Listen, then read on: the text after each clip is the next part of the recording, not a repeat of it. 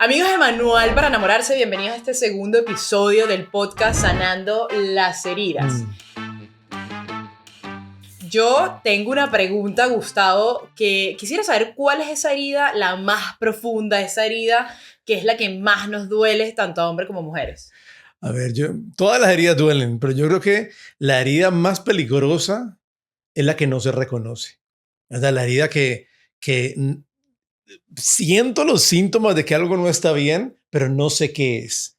Creo que de ahí viene la importancia realmente de reconocer mis heridas y de empezar a acercarnos poco a poco. Y lo que vamos a hacer en este podcast es poder ir acercándonos poco a poco a esas heridas, a esos terrenos que cuando se toca se duelen. Hay cosas o actitudes o situaciones que de repente nos causan dolor, que nos molestan y no sabemos ni por qué.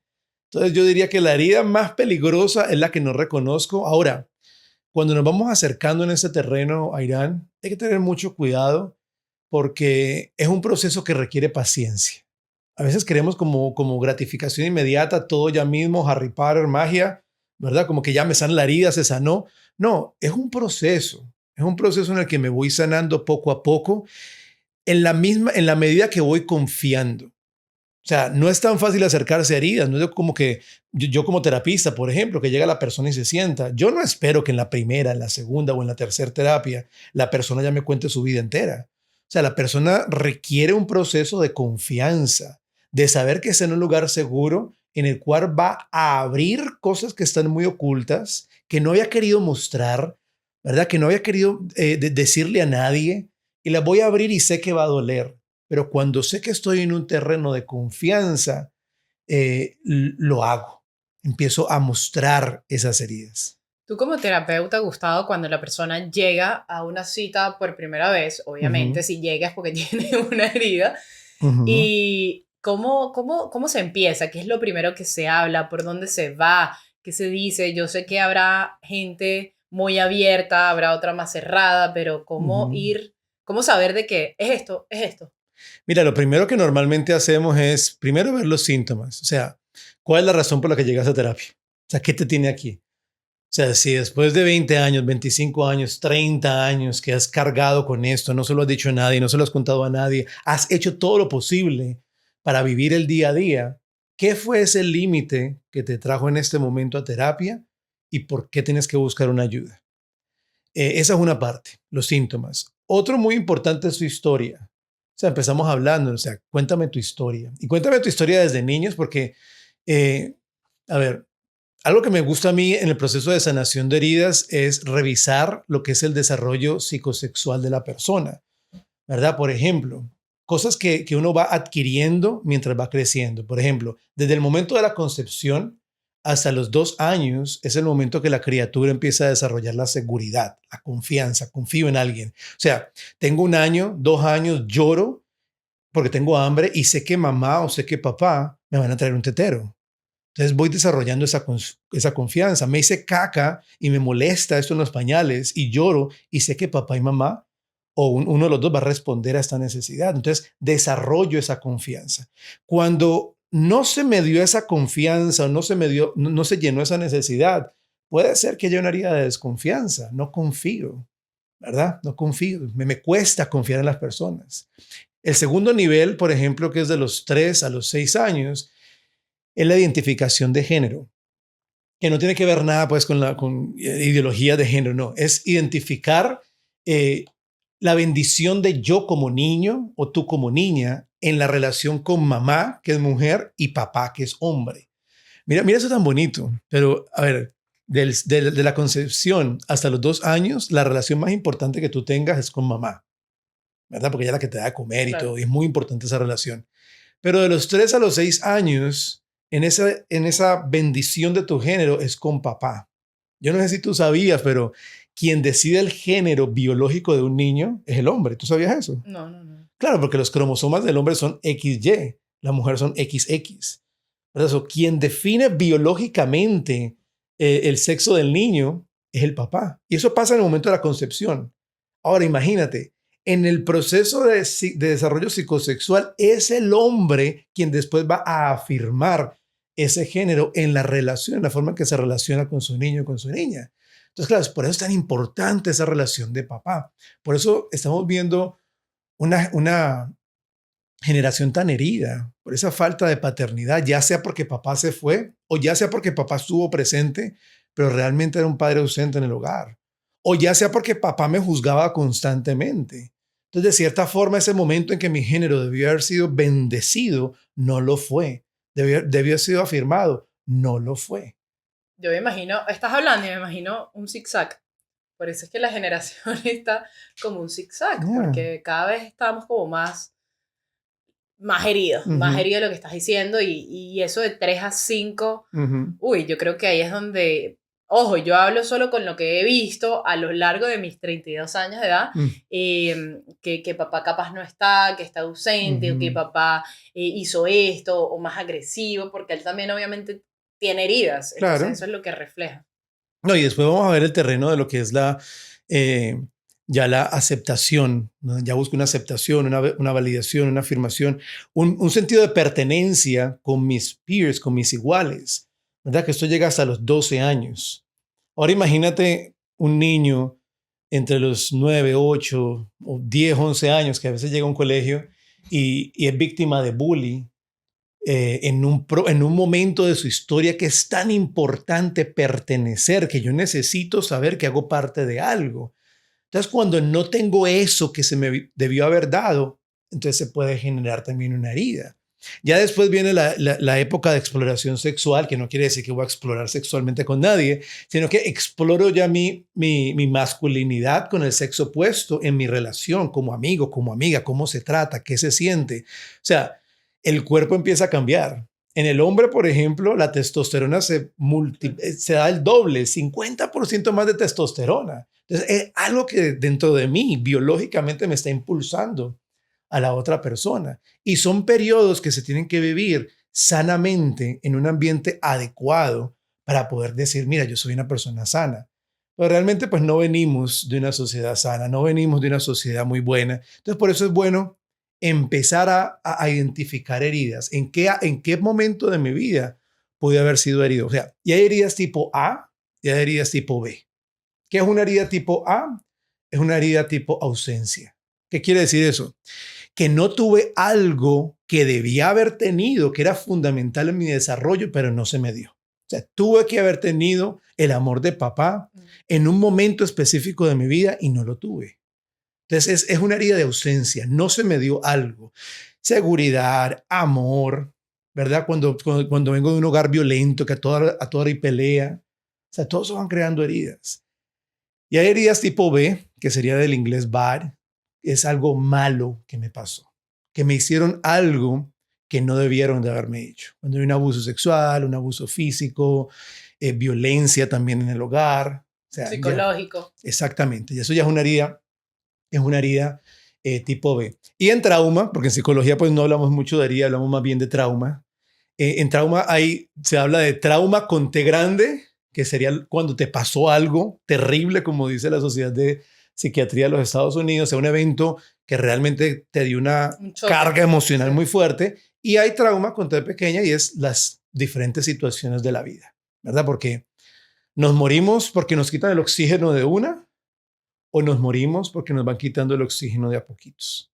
¿Verdad? Entonces, tanto el trauma con T grande como el de T pequeña, la herida tipo A, la herida tipo B, los dos nos están matando día a día si realmente no me tomo el tiempo de enfrentarlas. Ahora, ¿sabes cuál es el problema más grande?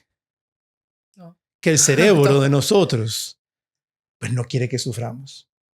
O sea, nuestro cerebro no quiere que suframos. Cuando toma como las medidas de Toma super mecanismos de mecanismo de defensa. defensa. ¿Verdad? Entonces, ¿qué pasa? Que los mecanismos de defensa son, hagamos de cuenta, como tú has visto que los países tienen estos mecanismos de protección de proyectiles o de bombas de otros países que uno no sabe que están ahí, pero que están ahí, que es para defender, pues, el país. O, por ejemplo, antes, las murallas que hacían como la muralla china. Pues el cerebro hace exactamente lo mismo. Empieza a generar mecanismos de defensa. Y los mecanismos de defensa son buenos porque nos dan resiliencia, nos dan fortaleza para seguir en momentos difíciles, pero son malos cuando no nos dejan identificar la herida, no nos dejan ver la herida. Ahora, como terapistas, como psicólogos, ¿qué es lo que hacemos? Vamos identificando los mecanismos de defensa y vamos siguiendo su ruta para poder ver dónde es que está la herida. Por ejemplo, la negación. Eso es un mecanismo de defensa, la negación. Y es el primer paso de cualquier persona o de cualquier alcohólico, drogadicto. Es más, cuando alguien muere, el primer paso es la negación. El alcohólico, por ejemplo, tú le puedes decir a un alcohólico, eres alcohólico. Y yo, no, jamás. Yo soy tomador social. Yo solamente tomo un Baileys en la mañana, en la tarde un vino porque me gusta y en la noche un whisky porque me encanta y los fines de semana me emborracho porque quiero relajarme un rato. Entonces ya tú ves un patrón, pero ese alcohólico le cuesta reconocer, Claro. está en negación. Y no solo así, por ejemplo, otro tipo de negación es quien está escuchando este capítulo ahorita mismo y está pensando, ay, si este capítulo lo escuchara mi vecina, que es más chismosa, o si este capítulo lo escuchara el novio o la novia que tuve cuando tenía 7 Siempre años. para alguien más, siempre para Sí. alguien más, pero no es para uno porque Es- uno está bien. Me está tocando, lo siento profundamente, pero estoy en negación. Esa negación ya me deja ver, mira, tu cerebro te está protegiendo de algo, vamos a ver qué es lo que te está protegiendo tu cerebro. O sea, vamos a romper esa negación y vamos a atrevernos a ir un poco más Entonces, allá. para recapitular un poco de la manera en que se trabaja, o por lo menos en que tú trabajas, es buscando esos mecanismos de defensa que el Ujú, cerebro hace y ahí vas a empezar a detectar, mira, es ujú. por acá, es por allá, es esto. O sea, Claro, y lo pueden empezar a hacer ustedes mismos. Por ejemplo, ujú. hay otro mecanismo de defensa que es la represión y es cuando reprimimos memorias. O bloqueamos memorias también, que es otro sistema de defensa. Hay gente que no recuerda lo que le pasó. O sea, a mí me ha pasado cantidad de veces, Jairán, que me llegan adultos y me dicen, Gustavo, en la noche matrimonial, cuando me fui a estar con mi esposo, con mi esposa, no sé, mi cuerpo reaccionó mal.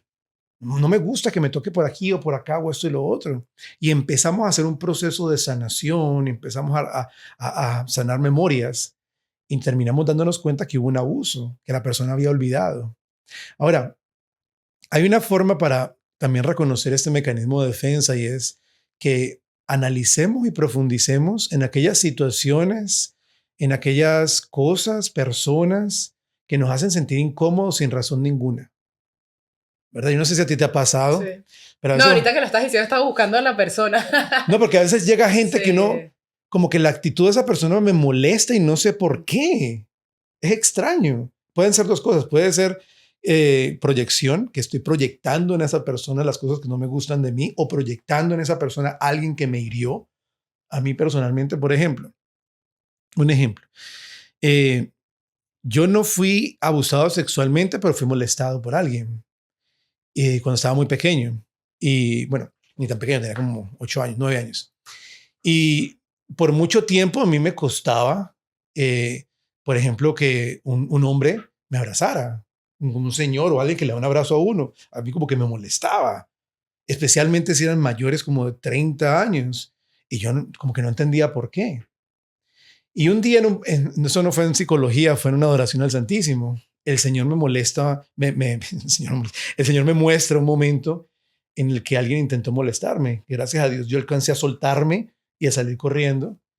Y yo había, o sea, bloqueado esa memoria completamente. Pero el síntoma estaba ahí. O sea, no porque yo no recordara la herida, significa que no se va a manifestar, se manifestaba. Y yo que imagínate, llegué tan peladito a la iglesia, entonces a veces llegaba a la iglesia y yo por aquí corriendo y todo, entonces el padre me decía, hola Gustavo, y yo en freno, Claro, claro. como que se creaba inmediatamente una muralla, y yo no entendía el por qué. Hasta que el Señor, pues, gracias a Dios, sana esa herida y pues ya no, o sea, ya más o menos, hola, ¿cómo está? Ya te Chévere. podemos abrazar, Gustavo. ¿Verdad? O también es muy importante ir a reconocer actitudes. Hay actitudes que nos dejan saber que algo no está bien. Por ejemplo, hay gente que es excesivamente posesiva. O sea, todo esto es mío, ¿verdad? O sea, estas cámaras son mías, esa persona es mía. Claro. La gente de Manual para enamorarse es mi audiencia y no la comparto con nadie. O sea, son posesivos a morir. Y es bueno preguntarse, o sea, en qué momento fuiste herido? ¿En qué momento no se te dio algo que debió haberse te dado? Porque la forma en que nos acercamos a la herida es de dos maneras. Una es descompensar y la otra es sobrecompensar. Entonces, por ejemplo, si a mí no se me dio algo se me debió haber dado, que debió haber tenido, no tuve ese sustento que tuvo que haber tenido. Entonces, si descompenso, no busco nada de la vida, no quiero nada de la vida, no me importa nadie, no me importa nada, soy descuidado. Si sobrecompenso es, lo busco todo, lo quiero todo, todo es mío. O Ujú. sea, Que uno sea por una cosa o por la otra. Gustavo, pero ven acá, tengo dos preguntas. La primera, y hablo en mi caso personal y si alguien se puede estar sintiendo identificado o no. Muchas veces, o sea, yo he trabajado en mis heridas, ¿no? Trabajo y siento que en verdad ya se sanaron, porque lo siento, porque bueno, me vuelven a poner en una situación parecida, algo parecido, y siento que reacciono distinto o quizás ya no me afecta, ujú, y paso un tiempo o quizás años ujú, y bien. Y de repente pasa un tiempo y vuelvo y caigo como en lo mismo, medio, entonces tú dices, ya va, ven acá, eso no estaba ya sano, entonces te das ujú. cuenta que no había sanado o es que quizás es otra cosa. Eso por un lado, te lo dejo ahí. La siguiente pregunta es esta. ¿Cómo saber también si ese terapeuta o esto es el indicado o me está ayudando? Porque yo pasé por una gente que en verdad lo que hicieron fue quizás confundirme un poco más Ujú, y ujú, dije, no ujú, vale, o sea, terminé más enredada, terminé más bien asqueada, terminé ujú, más ujú, bien haciendo cosas que no quería. ujú. Bueno, lo del terapeuta, yo te diría que particularmente yo les recomiendo que busquen un terapista siempre católico. Eh, Católico no significa que al principio de la terapia hagan la Divina Misericordia y al final hagan el rosario. Qué bonito que Claro, incluyan la piedad dentro de su terapia, pero un terapista católico me refiero a un terapista que entienda a la persona humana en su totalidad. O sea, vayan a Católicos 101 y vean la teología del cuerpo que hemos hecho con Irán. Y eso es claro, entender el ser humano en su totalidad, en su origen, en su historia, en su destino, hacia dónde vamos. Entonces, un terapista que tenga esa concepción de persona humana, que ya tiene un mapa, que ya tiene una estructura y que me va a ayudar a caber ahí, a entrar en ese caminar. Entonces, mi recomendación, un terapista católico bien formado. Pues no doy nombres porque aquí hay gente que va a ver eso de toda claro. parte, pero eso es lo primero. Y lo segundo, yo creo que eso lo vamos a ir respondiendo a medida que vamos hablando, porque hay cantidad de razones por las que puede pasar lo que me decías. Puede ser que tu sanación no fue completa, no fue integral, hubieron áreas que no se trabajaron. Puede ser de que ya estés en un siguiente nivel de sanación, ¿verdad? Pero sin embargo, tampoco pensar que después de sanados nos tenemos que descuidar. ¿Verdad? O sea, hay que tener un mantenimiento porque seguimos bajo la condición caída del ser humano con la redención de Cristo, pero que yo acepto cada día. Y esa redención de Cristo que yo acepto cada día hace parte de ese proceso de sanación que yo tengo en mi caminar cada día y en la apertura que yo tengo del Señor. Y en el momento en que yo dejo esta apertura y me cierro, todos esos lugares de vacío vuelven como la palabra de Dios. Claro, Cuando en el Evangelio él dice que sacó un demonio, pero llegaron después vinieron, eh, sí, 7 más. 7 más. Nos pasa exactamente con las heridas. No sé, dime cuánto tiempo más o menos nos queda y te puedo para saber si te digo algo. No, lo que quería entrar porque ya hemos visto en este capítulo, perdón, hemos hablado de cómo el cerebro Eso se te queda. defiende, Ujú, cómo entramos, ya sabemos de dónde hay que empezar a identificar la herida, desde ujú, la ujú. niñez, ir contando, eso lo tocamos, pero yo creo que ahora viene un poco más adentro, o sea, ¿cuánto tiempo hay un tiempo para que se sane la herida? Todos son distintos, son años, No, son meses, ¿cómo es ese proceso para empezar ya a cerrar? Para empezar ya a ir sanando, para decir, ok, bueno, no me puedo quedar toda la vida ujú, aquí, tengo que ujú. cerrar.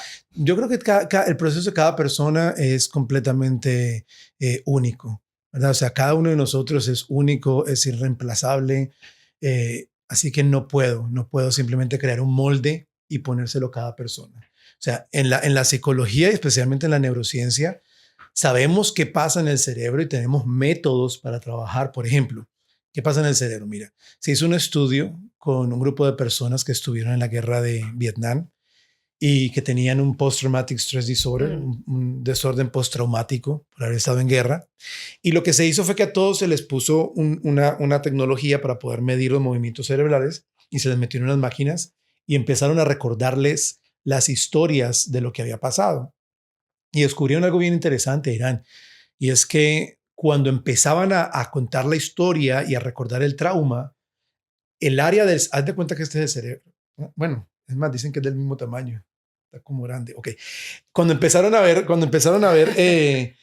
el movimiento del cerebro, se dieron cuenta que el área del cerebro encargada del lenguaje, de procesar el lenguaje, en el momento en que la persona está reviviendo el trauma, eso disminuía su trabajo. No trabajaba casi. Entonces, ¿de qué se dieron cuenta? De que cuando una persona tiene un evento traumático, la parte del lenguaje casi que se apaga. ¿Qué quiere decir? Que no entiendo lo que está pasando, que no tengo un lenguaje para expresar lo que me está pasando. Entonces hay personas que, por ejemplo, después de haber pasado un trauma o una situación traumática, como que no saben lo que pasó, no entienden, quedan en confusión, entra esa herida de la confusión.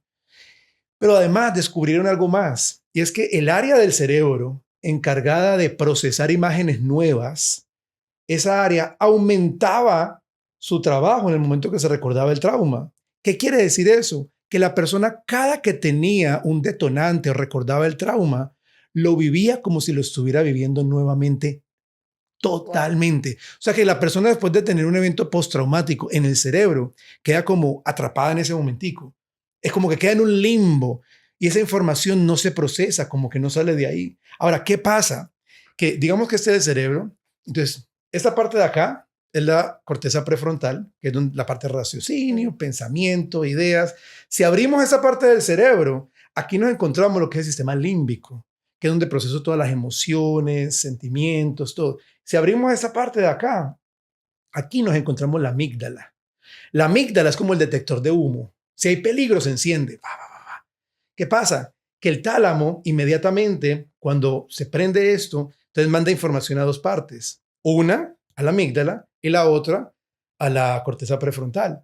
¿Qué pasa? Que es más corta la llegada a la amígdala. Entonces la amígdala se prende. Claro, más rápido. Entonces la información no se alcanza a pasar. Entonces una persona que tiene un trauma tiene una amígdala hipersensible. Entonces es una persona que siempre está alerta, siempre está a la defensiva, todo le molesta, todo es personal, todo me toca a mí, están hablando de mí, me hiere a mí, me siento poquito, soy una víctima.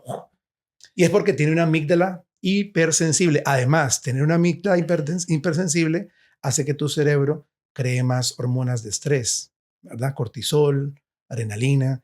Entonces, toda esa tensión realmente afecta tanto tu comportamiento como tu forma de pensar. Gustavo, para ir cerrando el capítulo de hoy, qué increíble que tú hablabas y yo decía, todo es química, todo es biológico, todo es como tan perfectamente diseñado, pero ahí es cuando viene lo que decíamos en el primer capítulo, cómo el Señor viene a hacer todo nuevo. Totalmente. Quizás ya ese cuerpo esté pues como que así, porque todo es químico. Pero también espiritual, o sea, es no, siempre tener ese nivel de... A lo que voy, pero claro, viene el Señor y te dice, ¿sabes qué? Ok, sí, o sea, capaz esta persona que se dañó el cerebro haciendo demasiadas drogas y que sus químicos están vueltos locos y así tú trabajes en terapia, en rehabilitación, con pastillas, se cura y se sana, pero el Señor al final, como somos espíritu, como somos alma, como somos todo esto, el Señor cuando sana eso tiene mucho más poder, o es como yo lo estoy viendo en este momento, y te limpia todo, o sea, te limpia todo. Sí, quizás quedaste con ese químico así vuelto loco, pero tu espíritu y tu alma y ese poder puede más. Entonces me hizo un clic y lo importante cuando la gente diría, ay, bueno, pero es que si no es católico, porque yo sé que va a venir todo ese tema, pero es más allá de que la persona en sí sea católica, es que la persona, como dijiste, entienda la misión de cada ser humano en su existencia, claro, que es volver a la casa del Padre y que antes que todo fuimos concebidos en ese espíritu. Entonces, cuando yo estaba entendiendo esto, dije, wow, o sea, sí hay un camino. Quizás terrenalmente es imposible que un psicólogo, que un terapeuta me sane, pero hay otra persona que sí es capaz y que sí puede, que sí tiene la habilidad de llegar a esa caverna profunda de la amígdala y sanarla y te da fuerza y que te inspira. Entonces, qué belleza escuchar todo esto. De verdad que ha sido súper terapeuta para mí. No crean que porque uno está haciendo esto, hablando de esto, no tiene heridas. De hecho, tengo unas ganas de llorar porque he detectado varias cositas por ahí y todos tenemos heridas. Lo que pasa es que, bueno, nos decidimos a lanzar a hacer este podcast y atrevernos y aprovechar a Gustavo, que es psicólogo y que sabe, pues, del tema, pero qué belleza poder llegar a reconocer un poquito toda esta herida y esta debilidad y fragilidad que tenemos. Y nos vamos a seguir acercando a las heridas desde 4 áreas. Todo lo que te estoy respondiendo y todo lo que vamos a hablar, lo vamos a ver a nivel neurológico, que es biológico, pero no solamente somos eso. Lo vamos a ver también a nivel filosófico, porque muchas veces tenemos preguntas trascendentales, profundas. O sea, tenemos una búsqueda por algo más. Lo vamos a ver a nivel teológico. ¿Por qué? Porque tenemos la imagen y semejanza de Dios. Si quiero sanar a la persona humana, tengo que entender el diseño original de Dios y el Dios para esa persona. Y por último, a nivel psicológico, porque la psicología es una herramienta que bien usada y bautizada en el Señor puede ayudarnos realmente a sanar. Wow. Bueno, nada, no le quitamos más su tiempo. Muchísimas gracias, Gustavo, y quédense atentos para el siguiente episodio de Las Heridas. Gracias.